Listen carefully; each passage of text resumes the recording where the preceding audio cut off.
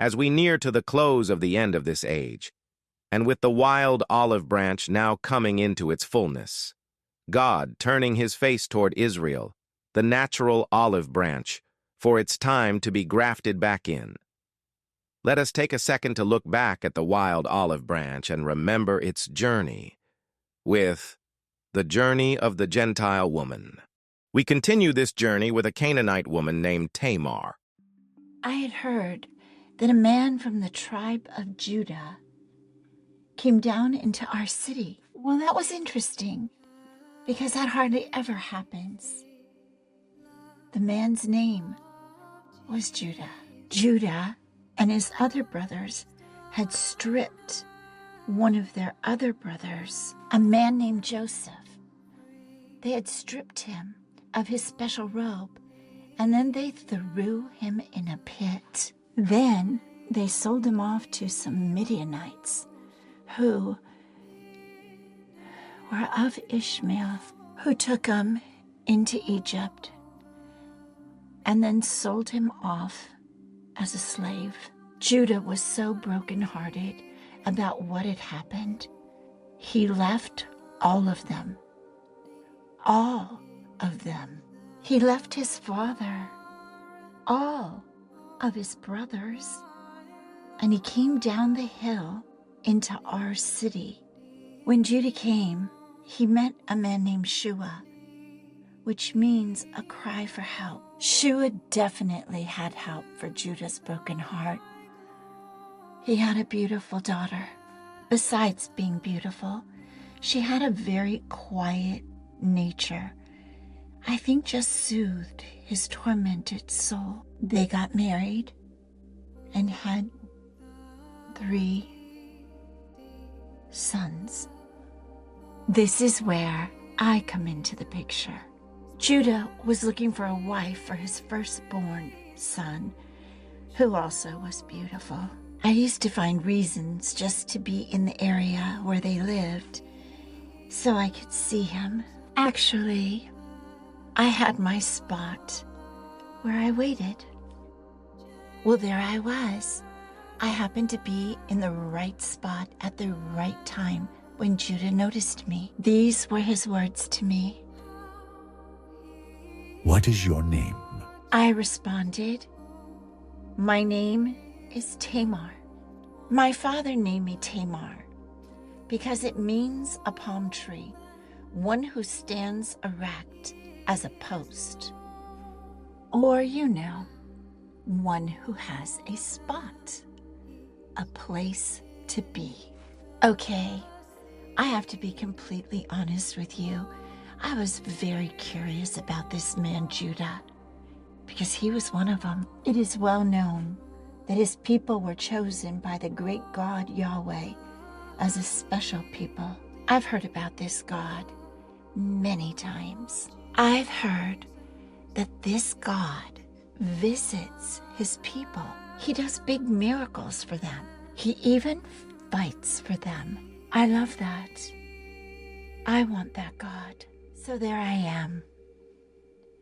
Judah bent down and asked me, "Would you like to come to our place for supper?" I, of course, acted very calm and graciously said, "I would be pleased to, sir. Thank you." So I went, and I found myself sitting right next to his son, the most beautiful man in the world. Judah was at the head of this supper table, sitting there. I could see it. It seemed like for the first time I understood it. There was something about Judah that was regal, like a king. And at the same time, he was so warm. It felt like he could see my every thought. He was definitely one of those great people of God. I ended up marrying into this family of the chosen ones. I ended up marrying the most beautiful man in the world. However, I found out was cruel. Something was wrong with him. He loved to hurt people.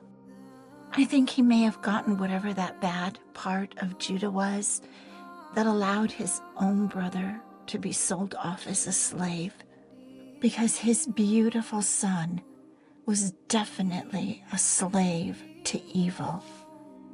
I was brokenhearted by this. The love I had for him quickly faded, and so did his looks. It wasn't long after we married that died. I was so close to the inheritance of this great God Yahweh, but in a moment's time, it was ripped right out of my arms. Judah comforted me, telling me I was family, and it was their custom to give me to the next son that he had, so that would have a son to carry on his name. So now I find myself married to Onan. Onan was indifferent to me from the very start. He let me know that this was not what he wanted, that I was not what he wanted. He said he didn't want what his brother left behind.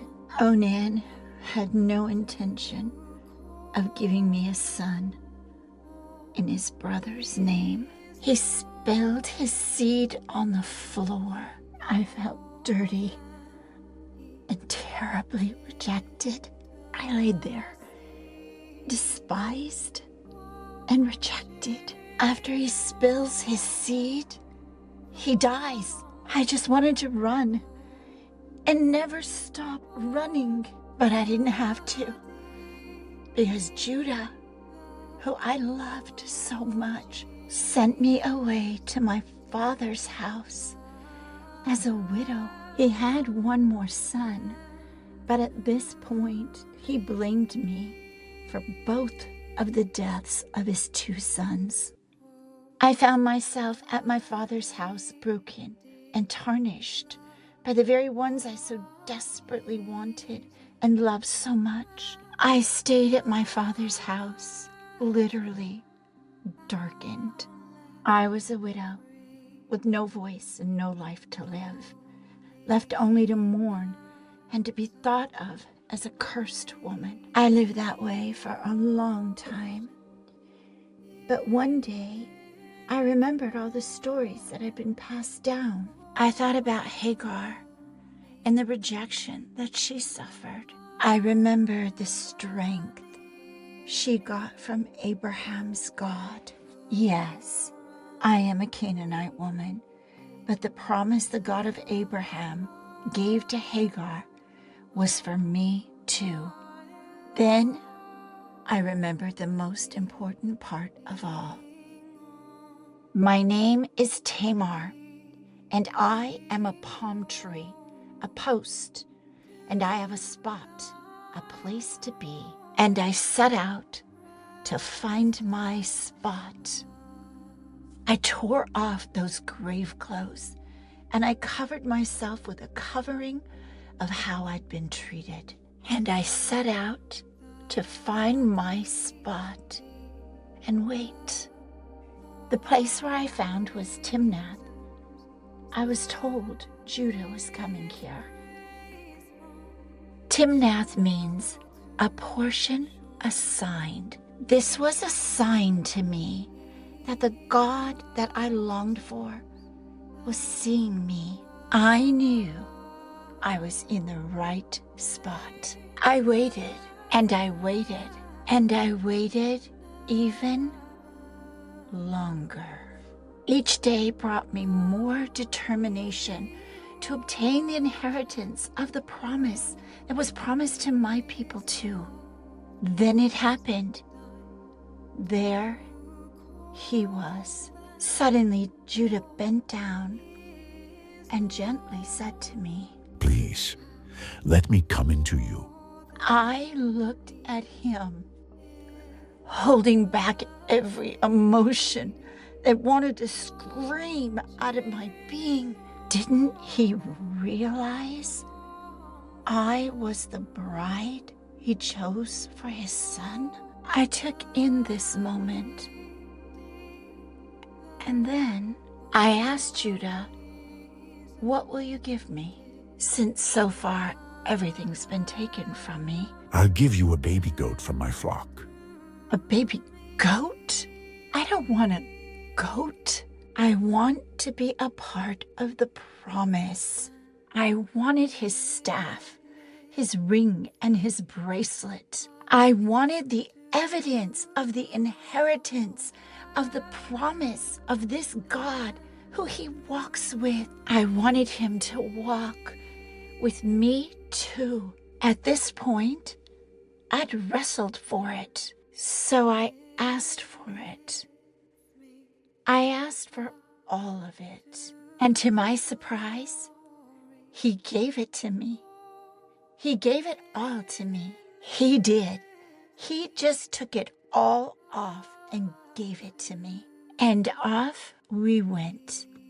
Little did I know, at that moment, we went to consummate the promise of that inheritance. Judah went his way, and I went back to my father's house. I put back on my widow's garments, and I hid the inheritance that I had obtained. Judah's servant went back with a baby goat, looking for the harlot that sat there. But they didn't know of any harlot that sat there. They were right. I was no harlot. He only thought I was. I was the bride he chose for his son. 3 months had passed. I found out I was with child. Judah didn't keep his promise to me, but his God, which was my God too, did. It was told Judah that I was with a child of whoredom, and I was to be taken before him, accused and burned. But I had a whole different story to tell.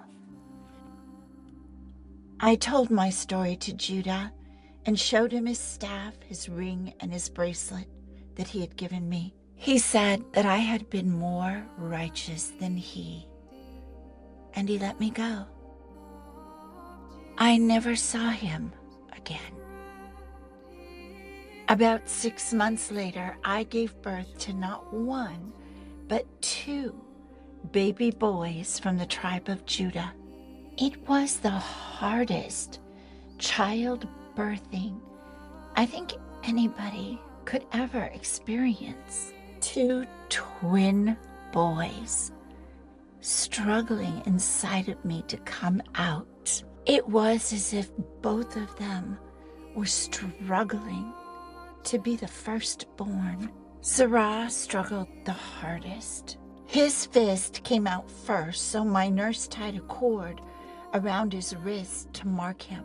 But then he slid back in, and Perez just burst forth out of me with such ease. Perez was so easy and peaceful. Oh, I prayed that's how his life would be. Zerah, on the other hand, never stopped crying, and he seemed to never be satisfied. Oh, I prayed that's not how his life would be. These were my boys, born from the father of the tribe of Judah. Tamar's story is a story of a woman who was rejected and cast out as a cursed woman, yet she persevered to be a part of the inheritance of the great God of Israel. Her 2 sons branched out and intertwined into the greatest moment in history, which was Jesus, the Messiah, the Son of God on earth.